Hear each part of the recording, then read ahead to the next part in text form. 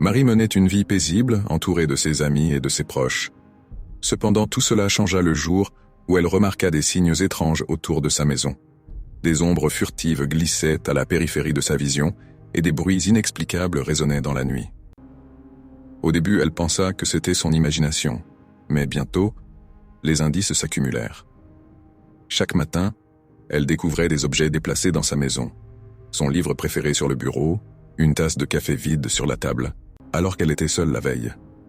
Son cœur s'accéléra chaque fois qu'elle réalisait qu'elle n'était pas seule, même lorsque les portes étaient verrouillées.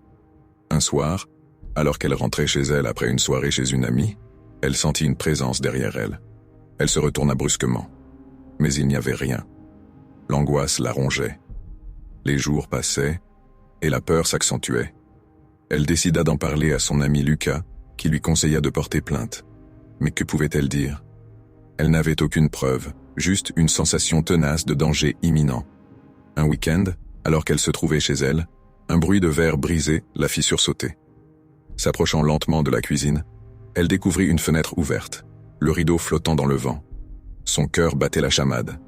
Elle s'éloigna, mais une silhouette apparut derrière elle, un sourire tordu sur le visage.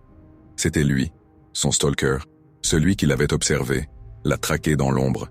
Marie courut hors de la maison, mais il était trop rapide. Elle se retrouva piégée dans la forêt, les arbres se refermant autour d'elle, comme des griffes. Alors qu'elle se retournait, la silhouette s'avançait lentement, ses yeux brillant d'une lueur malveillante. Dans un dernier acte de désespoir, elle cria pour appeler à l'aide, mais le silence de la nuit lui répondit. Personne ne la retrouva jamais.